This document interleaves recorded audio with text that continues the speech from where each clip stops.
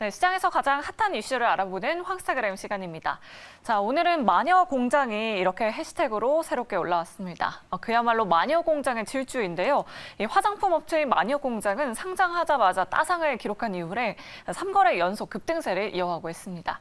증권가에서는 아모레퍼시픽, LG생활건강 등 대표 국내 화장품 기업과는 다르게 중국에 대한 매출 의존도가 높지 않다는 점, 투자 매력도로 꼽고 있는데요. 특히 일본 시장에서 정말 인기라고 합니다. 일명 손예진 화장품으로 불리면서 매출액 성장을 이어가고 있다고 합니다. 오늘은 화장품 업종 전문가 모셔서 K뷰티 전반적인 전망에 대한 이야기 나눠보려고 합니다. 오늘의 주제 먼저 확인해보면서 황스타그램 지금 바로 시작하겠습니다.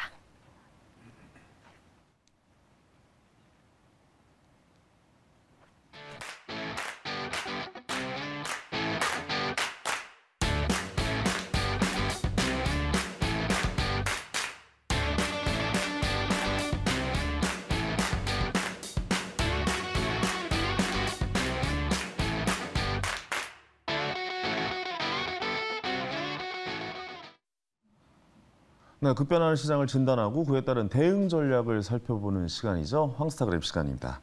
자, 코로나19 확진자 격리 의무가 해제되는 등 완벽한 경제 활동의 이 재개가 시작이 됐지만 화장품주 주가 웬만해서는 좀 회복할 기미가 좀 보이지 않는 것으로 보입니다. 그 이전으로 다시 돌아가지 못하고 있는데요. 하반기는 좀 어떨지 신한투자증권의 리서치센터 박현진 연구위원과 한번 요 이야기 집중적으로 한번 해보도록 하겠습니다. 안녕하세요. 안녕하세요. 반갑습니다. 사실 제가 제일 잘 모르는 분야 중에 하나입니다. 이 화장품 분야가. 근데 요즘에 마녀공장 잠깐 앞서서도 이야기를 했지만 따상을 성공을 하면서 이 IPO 시장, 이 공무주에 다시 한번 또 기대를 걸어봐야 되는 거 아니냐. 그 중에서도 K뷰티에 관련된 공무주에 우리가 좀 집중해봐야 되는 것 아니냐. 이런 이야기가 좀 나오고 있어요. 연내 상장 준비하는 뷰티 기업들 있죠? 어떻게 보고 계십니까? 네, 꽤 좀 많아진 것 같습니다. 특히 상장을 좀 미루고 있던 기업들이 최근에 마녀공장이 워낙에 잘 되고 그렇죠. 최근에 또 중소형사들 중심으로 시장이 좀 호황기에 들어가는 국면에 좀 있다 보니까 오히려 좀 상장을 미뤄왔던 기업들이 이제 진짜 상장에 좀 본격적으로 다시 돌입하는 어떤 구간에 좀 있어 보이기도 합니다. 그래서 주요 기업으로는 올리브영도 상장이 앞두고 있고요. 또 그 밖에 APR이나 뷰티스킨 같은 화장품 직접적으로 이제 운영하는 기업들, 브랜드사를 이제 운영하는 기업들이 주로 상장을 대기하고 있고, 이 밖에 이제 아마 화해라는 플랫폼 아실 거예요. 화해라는 플랫폼을 보유하고 있는 버드뷰도 최근에 이제 상장을 준비하고 있는 상황입니다. 네네. 아무래도 이제 한쪽이 잘 되면 공무주에 많은 관심이 쏠리긴 하잖아요. 그럼 제가 봤을 때 마녀공장의 이 효과가 K뷰티뿐만 아니라 다른 쪽에서도 좀 계속 좀 왜냐면 금리도 약간 이제 중지된 약간 그런 수준으로 보여서 많이 좀 옮겨붙지 않을까라는 생각도 드는데, 화장품에 대한 이야기를 좀 해볼게요. 아무래도 이 코스피 지수가 2,600 넘어서면서 대형 화장품주는 연일 좀 계속 좀 부진하잖아요. 코로나 전후로는 절대 좀 갈 수 없는 가격인가 이제? 약간 그런 생각도 좀 저희 집 앞에 아모레퍼시픽이 있는데 그 아모레퍼시픽의 주가는 이제 더 이상은 발전 가능성에 대해서 우리가 좀 한번 생각을 해봐야 되는 것인가? 그런 생각도 좀 들거든요. 전체적으로 보셨을 때 어떻게 보고 계십니까? 화장품 사실 주가. 말씀하신 대로 작년 11월 달에 중국에서 리오프닝을 이제 본격화한 이후에 주가가 많이 올랐다가 한 4월부터인가요? 한중 관계 우려가 불거지면서 주가는 다시 연초 이전 수준으로 되돌아가 버렸습니다. 그러니까요. 지금 또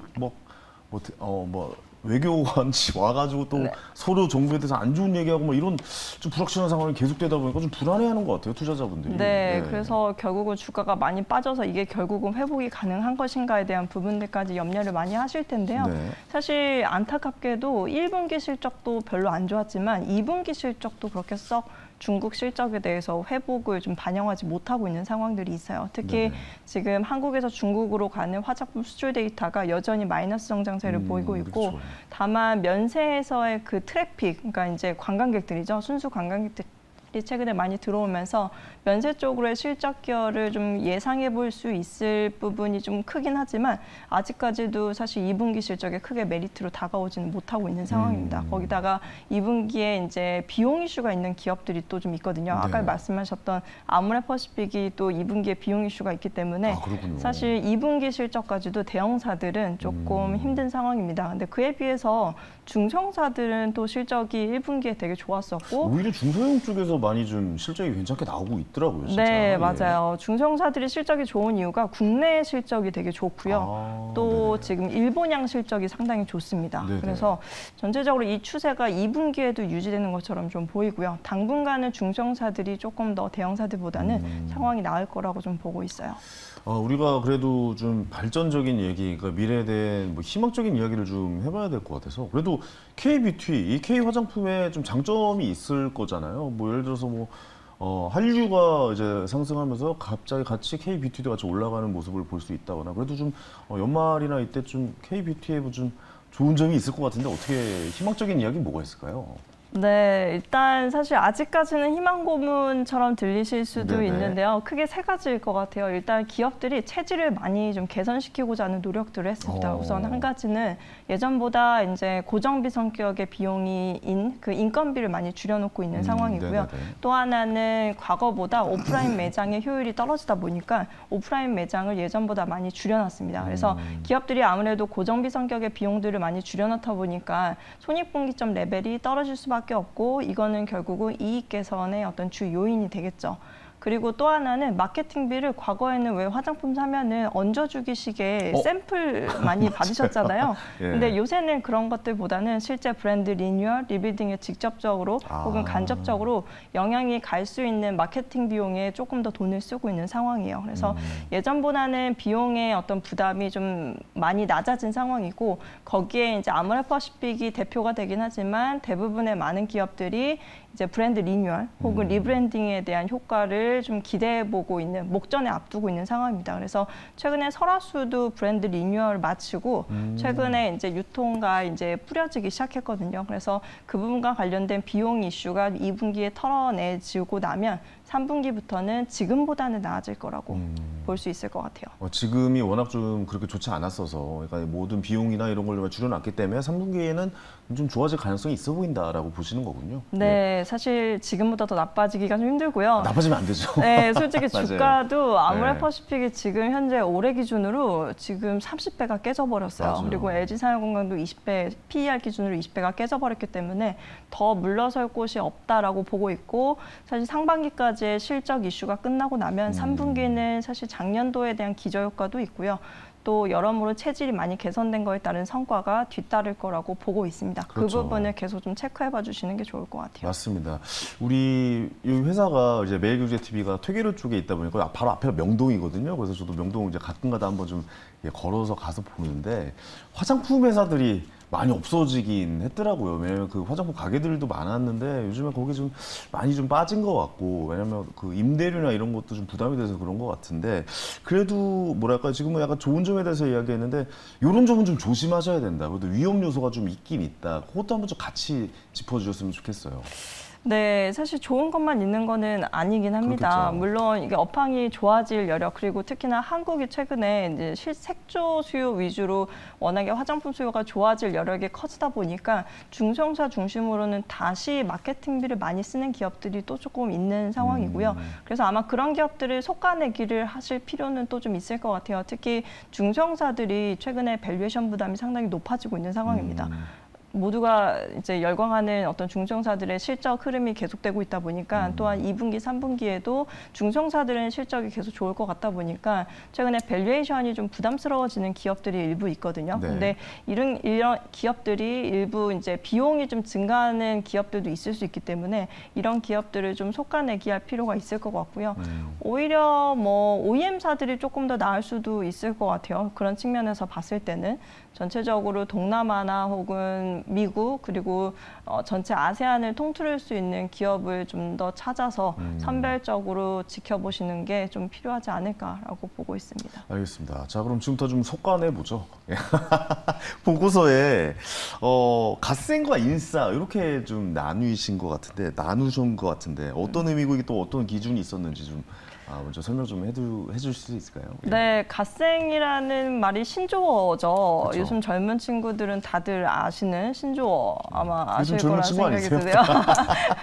갓생은 네. 사실 열심히 사는 인생을 얘기한다고 해요. 그리고 반대로 인싸는 이제 열심히도 살지만 지금 최근에 반짝반짝 빛이 나는 그런 이제 스타를 얘기를 하는데 사실 화장품 기업들 대부분이 갓생의 인생을 사는 기업이 아직은 많습니다. 근데 지금 당장 인싸 종목들도 꽤 있을 수 있거든요. 네. 그래서 이 갓생과 인싸를 좀 나눠봤어요. 갓생은 지금 당장은 빛이 나지 않지만 지금 당장은 열심히 해서 향후에 장기적으로는 좀 나아갈 수 있는, 지금보다 나아질 수 있는 기업을 갓생으로 좀 분류해봤습니다. 그렇죠. 갓생 뭐 다들 아시던 한국굴만 아모레퍼시픽 뭐 방금도 얘기해 주셨던 뭐 LG생활건강을 갓생으로 분류하셨고, 그다음에 일사는 어떤 종목인지 좀 궁금해요. 이건 다 아는 종목이고, 일사 어떻게 해요? 클리오 코스맥스, CNC 인터내셔널. 사실 저는 잘 익숙하지 않은 회사이긴 해요. 네. 이 회사들은 이제 앞으로 좀 뭔가 좀 새롭게 변해가는, 새롭게 이제 뭔가를 차지해 나가는 그런 회사로 좀 분류가 되겠군요. 네, 지금 당장 핫한 기업들. 당장 그리고, 핫한. 네, 아. 갓생을 이제 앞으로 핫해질 수도 있지만 지금은 조금 어려운 기업들이라고 분류하시면 됩니다. 어떻게 보십니까? LG생활건강, 그다음에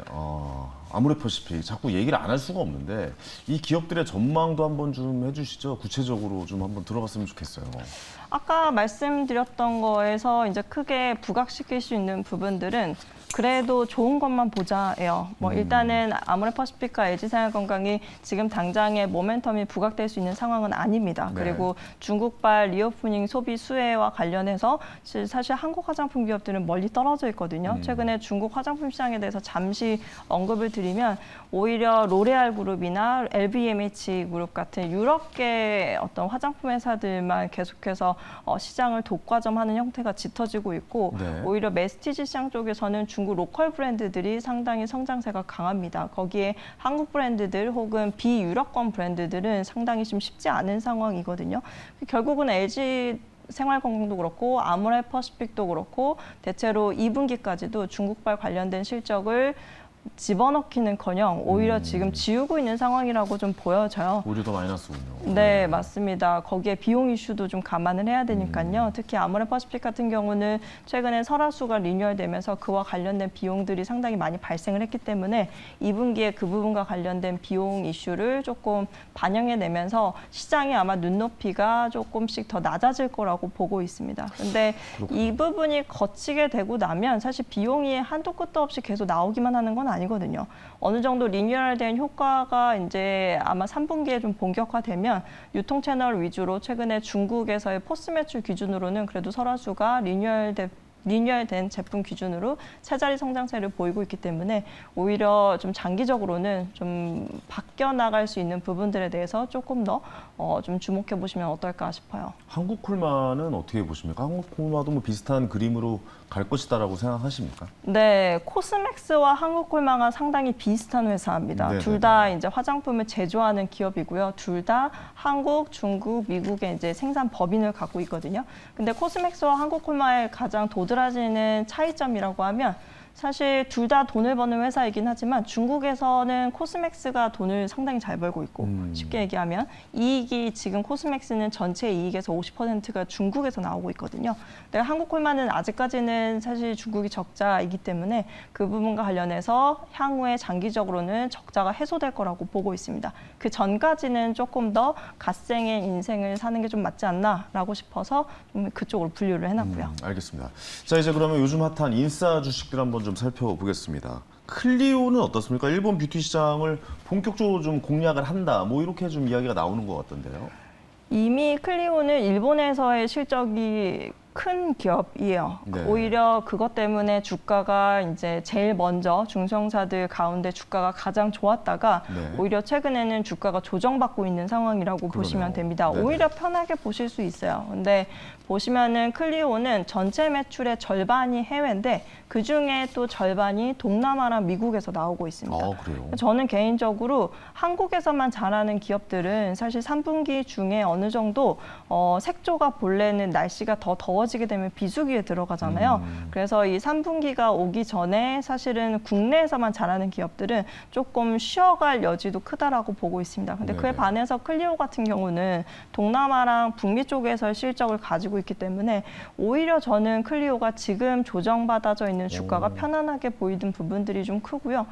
또한 뭐 사실 동남아 쪽이랑 최근에 그 쇼피라고 하는 채널이 있어요. 동남아에서 이제 중국의 티몰 같은 그리고 미국의 아마존 같은 채널인데 쇼피 채널에서 최근에 좀 클리오가 그래도 좋은 성과를 보여지고 있는 부분들 좀 눈여겨보시면 좋을 것 같아요. 그래서 클리오는 제가 가장 최근에 그래도 중소형사 중에서는 화장품 업종 내에서 가장 선호하는 기업이라고 봐주시면 좋을 것 같아요. 전체적으로 코스맥스랑 CNC 인터내셔널도 이제 같이 한번 좀 진단해 주셨으면 좋겠네요. 네, 코스맥스는 아까 이제 콜마를 얘기 드릴 때 잠깐 비교를 해드렸지만 코스맥스는 전체 이익에서 절반 정도가 중국에서 나오고 있습니다. 그래서 중국에서의 어떤 한국 화장품의 입지가 어떻던지 간에 사실은 중국의 로컬 수요가 좋아지게 되면 코스맥스는 실적이 개선된다라고 보셔야 될 것 같아요. 그래서 코스맥스 같은 경우는 사실 아모레퍼시픽, LG생활건강 주가가 빠질 때 빠지면 안 되는 기업이었었습니다. 그러네요. 그래서 코스맥스를 좀 계속해서 좋게 봐주시면 어떨까 싶고요. 그 밖에 CNC 인터내셔널도 이제 OEM사예요. 코스맥스 같은. 네, 이 회사는 최근에 로레알 그룹과의 굉장히 관계가 좋아지고 있는 회사입니다. 네네. 특히 CNC 인터내셔널은 하반기에 이제 글로벌 바이어들 간의 수주가 급증하게 되면서 매출과 이익 볼륨이 여태까지 올라왔던 거에 대비해서 앞으로도 굉장히 꾸준할 거라고 보여지는 기업이거든요. 그래서 네. CNC 인터내셔널도 장기적으로 상당히 좀 가치 성장주로서의 매력을 크게 좀 돋보일 수 있는 기업이라고 생각하고 있습니다. 어떻게 생각을 해봐야 될까요? 그러니까 지금 현재 잘 되고 있는 인사 주식을 좀 더 들여다봐야 되는 겁니까? 아니면 좀 이제 그래도 좀 힘들었던, 앞으로도 좀 힘들 것 같지만 그래도 그 버티는 힘이 강한 이 갓생 주식을 더 지켜봐야 될지, 물론 뭐 정할 수는 없겠지만 그래도 뭐 이런 점은 좀 중점해서 좀 보셨으면 좋겠다라고 좀 짚어주실 부분이 있다면 뭐가 있을까요? 일단은요, 지금 당장에 좋을 수 있는 기업은 지금 사시는 게 맞을 것 같고요. 아마 이제 갓생이라고 분류해 놓은 기업은 이제 하반기 중후반부 정도 갔을 때, 한 3분기 중에 이제 국내 실적을 매개로 주가가 올라왔던 기업들은 밸류에이션 부담이 계속 높아지고 있다 보니까 네네. 그런 기업들이 조정을 받아갈 때쯤에 아마 대형사로의 수급이 조금 확산될 여지도 있다라 보고 있습니다. 그러면 그때 아마 갓생 기업들도 조금 더 여력이 커지지 않을까 보고 있고요. 그때 사실은 아모레퍼시픽과 LG생활건강이 지금보다는 나은 실적을 보여줄 거이기 때문에 뭐 여러모로 봤을 때 올해 하반기 중후반부, 그러니까 아마 가을 정도가 되겠죠. 그때쯤 되면은 아마 전체적으로 화장품 기업들의 분위기는 그렇죠. 예. 지금보다 더 훨씬 나아질 거라고 보고 있습니다. 그런 전체적인 가는 방향성은 진짜 맞는 것 같아요. 왜냐면 K-뷰티가 나오면서 한류가 뜨면서 한류에 나오는 뭐 아이돌이라든가 우리 또 뭐 드라마라든가 이런 콘텐츠를 만드는 회사가 워낙 좀 커지고 있고 재밌게 가는 상황이라 이런 부분들을 한번 좀 잘 좀 같이 지켜보시면 좋겠다. 거기에 더불어서 K-뷰티까지 더불어 간다면 굉장히 좀 좋은 회사로 성장할 가능성이 있다. 뭐 이렇게 좀 정리가 가능할 것 같습니다. 오늘 화장품 얘기 너무 좀 재밌게 들었던 것 같습니다. 제가 사실 제일 잘 모르는 섹터가 화장품 섹터였거든요. 네. 근데 이렇게 쉽게 재밌게 설명해 주셔서 다시 한번 감사의 말씀 드리겠습니다. 다음에 또 뵙겠습니다. 감사합니다. 네, 고맙습니다. 자, 이렇게 오늘 또 스타킹 마무리해야 될 것 같습니다. 여기 밑에 이제 당첨자 나가고 있죠? 예, 졸탄 티켓 보내드릴 겁니다. 졸탄 형님들 응원합니다. 6월에 스타킹 많은 사랑보다 뭐 뒤에 걸 못 읽었대요. 예, 넘어간대요. 알겠습니다. 저는 내일 저녁 7시에 또 생방으로 찾아뵙겠습니다. 저는 황현이었고요. 감사합니다.